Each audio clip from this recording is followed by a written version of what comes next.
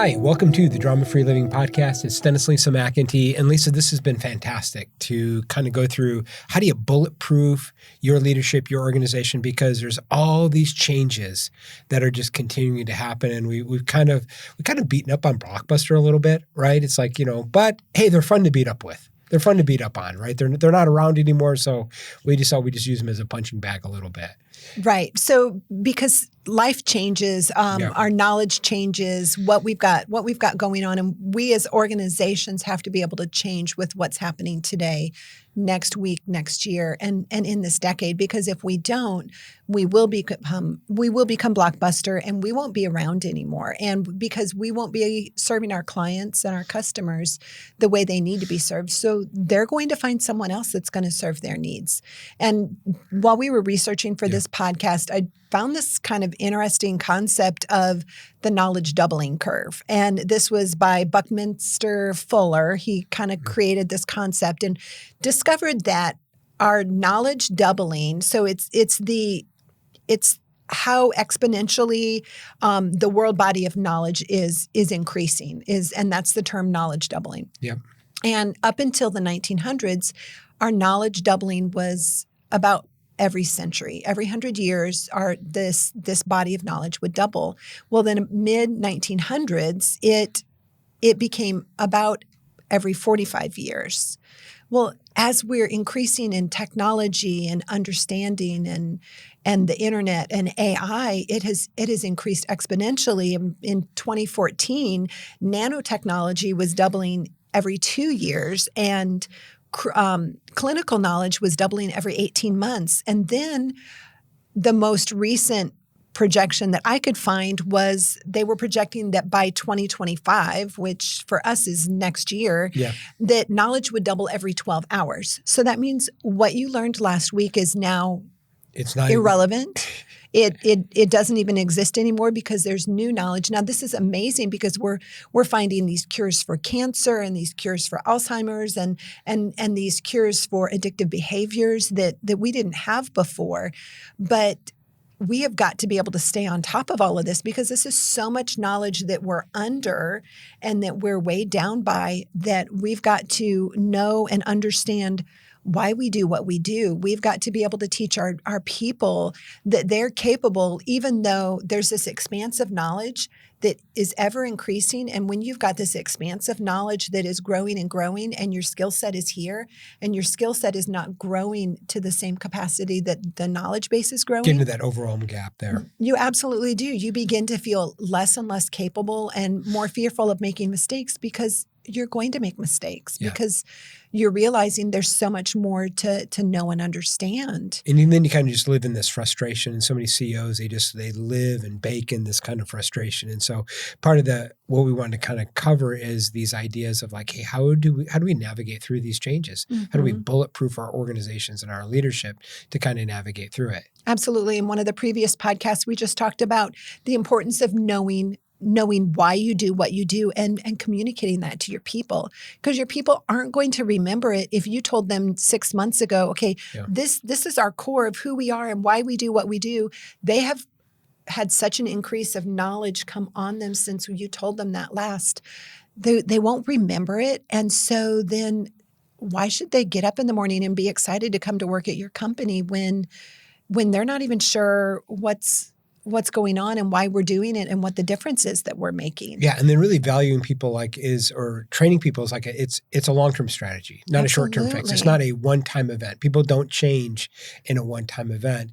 It typically takes a process. It always takes a process. Right. And it's no longer every 21 days we can force change on our people or force change on ourselves. And because of all of this knowledge and this information, this knowledge and information has helped us to find out that according to the trans-theoretical model of behavior change, which is basically behavior change takes over time and there's distinct stages and phases of it until it becomes second nature. And it takes a process of having a behavior, realizing it's not a good behavior, understanding the steps that you need to take to change this behavior, and then beginning to implement it and getting feedback and getting interaction and being able to adjust and change to adaptability until it becomes second nature.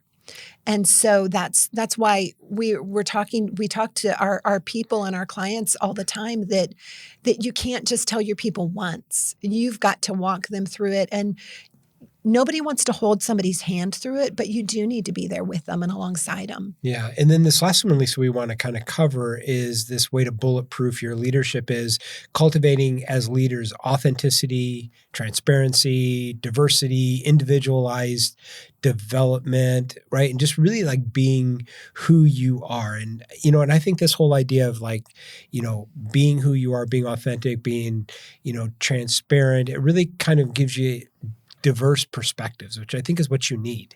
Absolutely. Right? Innovation requires you to look at things a different way. And if you just bring people along your team that think like you, that are just like you, Lisa, it's kind of like marrying your cousin. Right? And then all your kids end up being idiots. But that's a different podcast. We'll cover that at a later date. Maybe we should just scrap that one. I don't know. Right? I never know what's going to come out of your mouth. I mean, but I never know what's going to come out of my mouth either, right? But that is, it's true. It's a good point because if all you have is a bunch of cookie cutter individuals, you limit who your clientele is. You limit the ability of the expansion and growth of your organization. Right. Because, different results require different actions. And to get different actions, you need some different thinking, which means not everybody's going to think the way that you think, and to start to welcome it. Because what I see with a lot of leaders, Lisa, is that they get frustrated. Somebody gives a different idea that's different than theirs, and then boom, they need to go into frustration, and then they need to pull out the frustration reducer tool and go through the whole process. Well, because they see it as a confrontation on their core of who they are, rather than just seeing it as information and a different idea. And isn't that why you have people on your team anyways, is for their creativity and their different ideas and their different skill sets and strengths? Well, and it's this whole idea is that you see feedback as information, right? But if I see it as an attack, and here's what's amazing that we've realized about feedback and information and different perspectives is that you can't attack me if I don't see it as an attack. Mm-hmm. Right. But how many times do leaders, we see this as an attack, we get new information and we see it as an attack. And then we feel like we have to defend. And the reality is that if I don't think you're attacking me, then I don't have to defend. It's not an attack. It's like you can only attack me if I give you permission to attack me. Absolutely. And this whole train that has run off the tracks happens in a second. It really does. It happens so quick. And so being able to step back and evaluate it and have the mindfulness and the awareness of what's actually going on, because once you go over the cliff of being attacked, it's really hard to pull that back, because then you've got to, first of all, resettle yourself. And then typically you act out of that. And then you've destroyed the trust of the individual that you've been working with, or the person that's in your organization. And then you have to go back through and rebuild that trust that you've broken because you just went over the cliff because you couldn't regulate yourself. Well, it's why we create the frustration reducer, is that our clients have really used this when they felt attacked.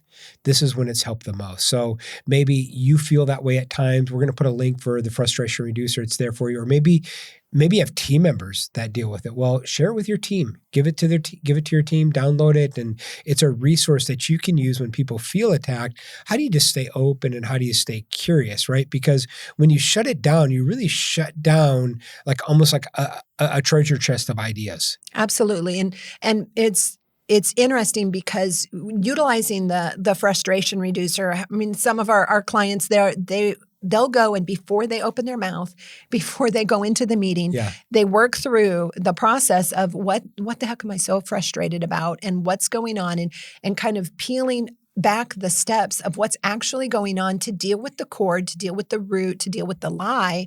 So then when you go and you step into the meeting or to the conversation, you have dealt with the junk that goes with the frustration, and you just have the core issue, and you don't have all that emotion that goes with it. You step into that, and then you can deal with the issues, and you don't have to worry about being a train wreck and going off the cliff and then having to rebuild trust with your team or with that individual. And I mean, one quick idea in utilizing the frustration reducer is it's very common to have a bio break in meetings. They're like, hey, could we do a bio break? Well, when you get ready to fall off that cliff, go for a bio break. Ask for a bio break, and then pull out the frustration reducer and work through it so you don't throw up on the people when you get back in the meeting, or so you don't shut down, because your team can feel it whether you throw up on them or you shut down.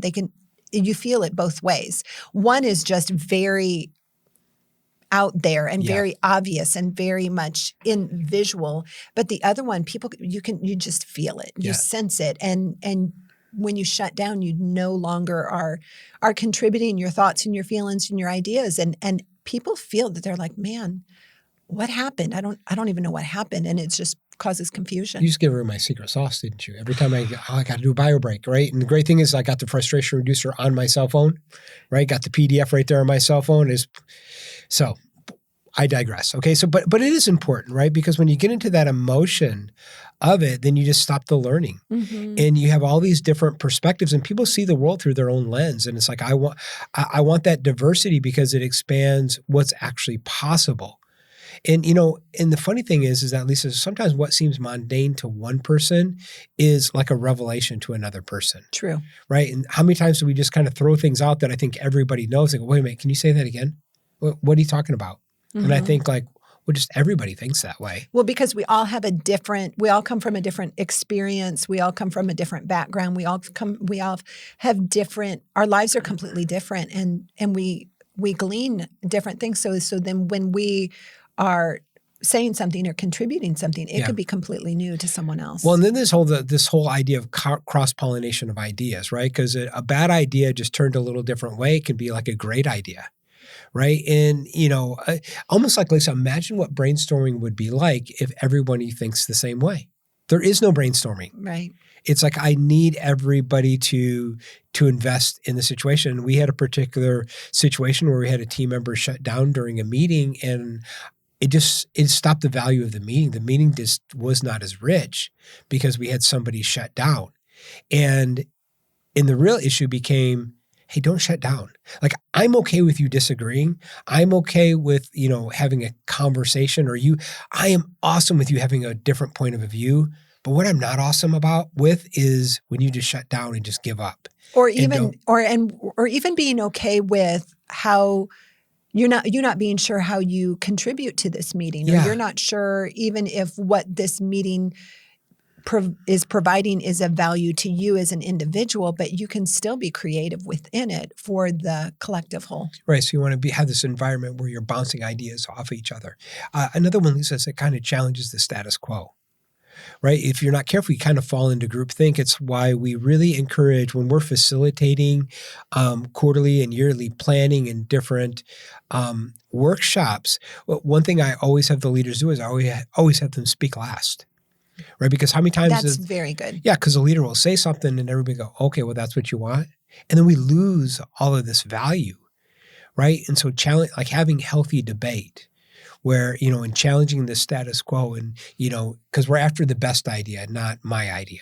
Hey, we want the best idea, not just my idea. And it really kind of causes people to confront their assumptions, because we all come in with our own biases, our own assumptions, our own sort of approaches, and we're sure our approach is going to work, but really stepping back and realizing. Right. And I love what you said about with a leader to not be the first one to speak, but to let everyone else speak on whether it's your quarterly or your yearly goals, or even in your meetings. Because when you as a leader speak, and I know Pat Lencioni was talking about this on Working Genius, and whatever your working genius is as the leader counts double for all of the working geniuses. So Dennis, for instance, your invention and galvanizing. We need no more galvanizers. We do not need any more galvanizers, because Dennis is plenty galvanizing for everyone. So if for Dennis to step in and to to present his thoughts and ideas, the train is running and we are going full blast. Yeah, I've got to be very careful not to like speak first. And so you as leaders and you as whether it's a team leader or an organizational leader, CEO, it's allowing your team members to speak up and cultivating the value of their voice being heard, because then otherwise when you speak, it's almost taken as gospel, like, okay, that's what we're doing because you're the boss. Yeah. And then the other one, Lisa, is cultivating authenticity and transparency. And you had some great thoughts. Absolutely. Cultivating authenticity and transparency. So when we want to value the uniqueness of our people, the problem is we often see someone's uniqueness as a liability rather than an asset. Okay, tell us more about that. What do you mean? When we see, so you are different than I am, and so take DISC for instance. I am a detail oriented. I'm an S and I'm a C. I'm detail oriented. I work slowly, methodically. I plan it out, and I'm very warm and open and inviting with people. Right. You are completely opposite than me. Not warm and inviting. You are opposite from me in that you're a D and an I.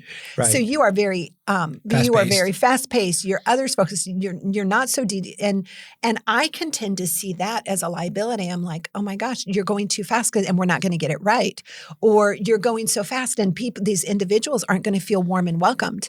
But that's because that's my preference. That's how I would do something.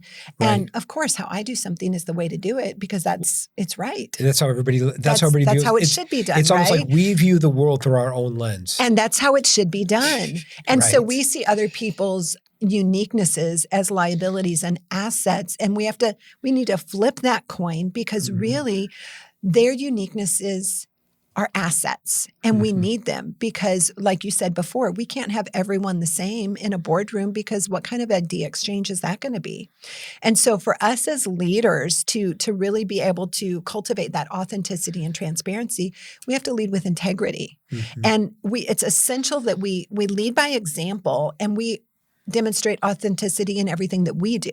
So how do you do that? You be true to yourself. Be who you are. Don't apologize for who you are. Just be you. Don't try to be somebody else. Don't try to be somebody else. Don't try to take this guy's idea and this guy's idea. But, we talked about before in our last podcast was knowing why you do what you do. Be true to who you are, why you do what you do. And then also own up to your mistakes. That's a huge one, because what's funny is like everybody already knows you made the mistake. Right. So you might just bring it out in the open and just own it. Or they might disagree with you, but own your mistakes and say, yeah, we probably shouldn't have done that. And it's okay. But when you do that, it shows integrity and it brings authenticity and transparency to your team. And then also always acting with honesty and integrity. That's kind of a big deal. And sometimes we cover it, or we're a little bit subversive. But when we lead with integrity, it creates authenticity and transparency, because if you're not honest and integrous, your people aren't going to trust you. And when we lead, and people know it, right? People feel you before they hear you. It's like they just have that sense. They just kind of know. Absolutely. And when we lead with authenticity, we create a culture where others feel empowered, empowered to do the same thing, to be authentic to themselves. And that's how everyone's unique talents and perspectives are valued, because they're like, yeah, they're authentic and I'm allowed to be authentic. I'm allowed to be me, and I don't have to be somebody that I'm not. Yeah, because if you're not you, it was Oscar Wilde said, be yourself because everybody else is taken. It's that whole idea of like, hey, just be you. And being comfortable with that. And then as leaders, we want to continue to draw out the uniqueness of each individual team member. Absolutely. And along with creating that authenticity and that transparency, it's fostering open communication. And so transparency is key to building trust. Yep. It's key to creating environments where people feel comfortable being themselves, being heard, and in encouraging open communication at all levels of the organization, up at the C-suite, all the way down to, your assistants and maybe your fractionals, just in creating that being comfortable to just communicate openly and honestly, and creating opportunities for dialogue and for honest feedback. And you don't have to agree with people, but they do have a place to be able to like voice it and to be heard. Right. It's their opinion and it's their perspective. And that's when people are allowed to express their opinion and their perspective, then if there's any limiting beliefs or any untruths, it can be corrected and addressed. Yeah. Or sometimes you could be functioning on a lack of information, but when someone else feels welcome to share their perspective, then sometimes it can shed light on what's going on. But when people feel heard and they feel valued, they're more likely to share their ideas. They'll be more likely to contribute their best work. And I think that's the key, contribute their best work. Yeah, because that increases ownership and that increases empowerment. And listen, isn't that what we all want? It's like, that's what I want, right? I want that from the people that I lead. So I have to create this scenario where it happens. Yeah. And then the third part of just cultivating authenticity and transparency is celebrating our unique styles. Every person brings something special to the table. And it's important that we celebrate and embrace the individuality. I mean, there's so many different assessments and tests. There's Working Genius, there's DISC, there's Myers-Briggs, there's Enneagram, there's Colby. There's a gazillion of them. And really, ultimately, what that shows is that we are all so incredibly unique. And we are created so uniquely that my uniqueness has a place at this table. And that just because I'm different from you does not mean that I have a seat at the table. And maybe even because what my position is and my authority in this company doesn't mean that I don't have a seat at this table. But I am at the table because I'm important. And when I'm celebrated and my individuality is embraced, then I feel empowered and I feel as though I can bring what I offer. And making a conscious effort as us, as CEOs, as C-suite, as leaders of organizations, to value those unique talents, those unique backgrounds, and those perspectives of the people in our organization, it communicates that uniqueness, that their uniqueness and their weaknesses and their strengths and their skills yet to be developed, those are assets. Those are not liabilities. Well, and isn't it true, like your contribution comes out of your uniqueness? Yeah, I'm unique. I'm unique. This was what makes me unique, and this is the contribution that I provide to the organization. But it's almost like if you don't see it, right, you'll never utilize it. Absolutely. Right? If you don't see it, you'll never step into it. And as leaders, if we don't see it inside of people, they'll never step into it. So part of the idea of increasing and getting better at leadership is really seeing the uniqueness of people and then pulling out greater contributions out of that uniqueness. Right. And this is where like leadership training has really changed because it's not a cookie cutter. It's not a one-stop shop. It's not Lisa, it is really why we customize everything that we do. It's like we have a certain process that we work through that's a proven process. We have certain tools that are proven tools, but there's a customization to every tool inside of every organization because every organization is unique. There's a customizing with every tool because every person is unique. They're not just a cookie cutter. Yeah, it's no longer do these 10 things and your organization is going to thrive. It doesn't work that way. Right. And so just, we have a process, but it is unique and customized to the organization. And I think the last thing that we maybe want to cover here when we sort of think about, really kind of maximizing training is really to look at people's strength and kind of already dive into this a little bit is kind of tailor the training specific for their growth. Mm-hmm. This is about maximizing the potential. And here's what's interesting, Lisa, is that potential has never done anything. In fact, some leaders have the drug of like, we go into an organization, right, and we'll hear like, oh my gosh, this person has potential. Oh, such potential, right? They almost have this drug of potential that they've taken. It's kind of clouded their vision. And a lot of times, stepping back and realizing, yes, they have potential, but we can't want it for people more than they want it themselves. Mm-hmm. Right. And so everybody has these unique strengths, talents, and learning to focus on the strengths, not the weaknesses. I love what Dan Sullivan said. He said, just focus on the strengths. He says, because if you just focus on fixing your weaknesses, you end up with a bunch of strong weaknesses. Right. And almost like thinking about like, okay, if I'm weak at something, how do I develop a collaboration, a partnership, or a process with somebody that can help me with that weakness? And then I can maximize my strength, right? It's not that we put our head in the sand and say, well, I'm just not good at that. And it's like we still have to like fix this issue, right? But almost like there's a person that can help me with it. There's a process that we can employ that will really kind of shore up that weaknesses, but almost like let's continue to focus on strengths. And, if we have, and what's really awesome is that when it's weak to you and it's strong to somebody else, Hmm.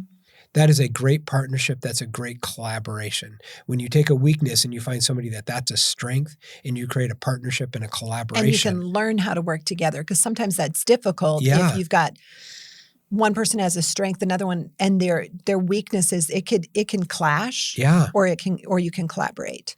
Right. And if we're not careful in realizing that everybody's unique, we sort of have this idea of like, hey, you're just like me. You're just not as good as me. Right. Which is so, but how many like leaders, like they sort of have that mentality, right? Well, anybody can do it. Well, or we say things like, hey, just go do this. It's easy. Well, easy for you. Right. And who determines easy or hard? Those are individual ideas. It's why leadership training it takes a process. And then really like when we maximize people's strengths and kind of tailor that training, it really increases engagement and motivation. Mm-hmm. Right. Because typically by nature, if it's a strength, Lisa, I like doing it. Right. And I'm good at it. Right. Just by if it's a strength, it truly is. And then I always feel more engaged and motivated when I'm doing that. Right. It's like the task itself energizes and motivates me. And so it helps me make even more meaningful contributions. So really kind of tailoring it to people's strength, and even tailoring roles as best you can, right? I mean, not everybody in the organization is going to have the complete freedom to do, hey, this is what I love to do. Right. And I only do what I love to do, right? Is because there's different responsibilities. The higher responsibilities, the more benefits that you get, right? It should be the higher you go in the organization, right? The more that you can just focus on those things that you love. But, you continue to grow into that, right? But if people like are constantly like having their weaknesses pointed out to them, right? And they're like this and this, and you got to fix this and you got to fix this, it's going to lead to like frustration and really like disengagement. Right. Because the reality is, Lisa, like if I'm a 2 in an organization, like scale 1 to 10, I'm a 2, right? 10 being the greatest. And I'm a 2, Lisa, I'm never going to be a 10. But I might need to get to a 5, right? I might need to have a measure of capability at it. But for me to ever be a 10, it's better for me to find somebody who's an 8 in an organization and let's make them a 10. Right. And kind of partner with them. And then I think this whole idea kind of promotes collaboration and teamwork, right? When you're able to work with each other, with different people and recognizing other people's strengths, recognizing what they bring to the table, and then kind of celebrating that. Because I think whatever is unrecognized is uncelebrated. And then whatever is uncelebrated eventually leaves your life. Right. So if you don't recognize it, you don't celebrate it. And if you don't celebrate it, it will exit your life. And how many times as leaders do we not recognize the gifts and the talents and the things that people bring to the table? And then so we just don't celebrate it. Right. I mean, you and I have had this conversation with a lot of organizations, and we have to be careful sometimes with us is that just what's always celebrated is front stage activities. Yeah. Right. Front stage. And then kind of like some of that backstage activities, they just sort of, they're not celebrated. They're not seen. They're not, and then we wonder why maybe some people in the backstage are not as motivated. Well, of course not, right? Because they don't feel recognized. They don't feel celebrated. And then one day they go, hey, I think I'm going to go somewhere else. And you go, what the heck happened? And sometimes as leaders, we have to like look at different team members and what they bring, right? And everybody brings something different and learning to appreciate that, because whatever you appreciate always goes up in value. It's the power of appreciation. It's the power of gratitude, right? And you determine what goes up in value, and really valuing other people's strengths and inside the organization, hugely important. Absolutely. And I love that. The value of uniqueness is an asset. It is not a liability. And so Yeah. being able to look at your team members, and this works in your family too. This works in the charitable organization that you're involved in the community that you live in, is you can have somebody be like, yeah, they're really different, and it can be a negative thing, or yeah, Yeah. they really have no concept of time management, or they are so immersed into the details that they don't see things truly for who they are and what they are. But you take that and you think, okay, what is this uniqueness? And rather than being frustrated and upset and utilizing the frustration reducer on what this is, how this individual is and their uniqueness, rather than being frustrated over it, you think, okay, how is this an asset? And what do they bring? What is their seat at the table? Yeah. Well, and it's almost, Lisa, it's like, I think you got to play the cards that you're dealt, not complain about the cards that you don't have in your hand. And all of us, like we've been dealt this hand, right, with abilities and even inside of our organization these are the people that we have. At least I was just talking with one of our clients a couple of days ago, and they were a little just complaining about, I don't have this and I don't have this and we don't have this. And I said, well, you might not have that, right? And you might not be able to get that, right? In your market where you're trying to hire for that, but you might not get that. But how do you play what you have, right? This is the team that you have. So how do you play the cards that you have, right? And we know, and we love to play cards, right? We are a family of card players, and it's never the cards that I'm dealt, right? We've got like our youngest is just the master card player. And what I've realized is what he's a master at is he's a master at just playing what he's got. He doesn't complain about what he doesn't have. He just like, and I've looked over his shoulder and I'm going, man, that's a crappy hand. And he ends up winning. He literally ends up winning, and I'm looking over his shoulder going, that's a horrible hand. But he doesn't complain about the hand, right? He's just playing what he's dealt. He figures out how to take his uniqueness of the hand that he's got. Yeah. And what does he need to do to make that an asset? Yeah, and you have the same thing, right? You have this uniqueness, this team. And so how do you play the cards that you're dealt and stop complaining about the cards that you don't have?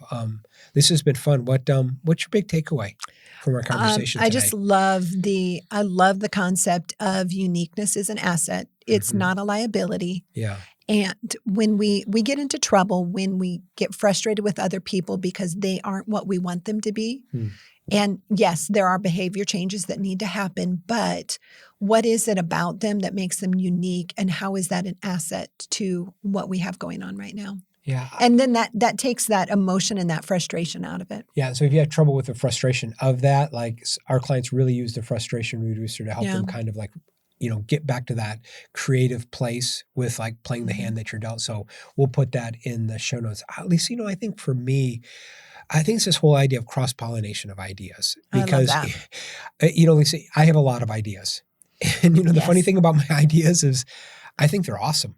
All of them, every single one. Every single idea I have, I think is awesome, and I think it's great. And gosh, I just have to continue to remind myself as we go into team meetings and talk with our team to realize like, hey, everybody has a different perspective, and I need to hear their perspective. And sometimes I shut it down.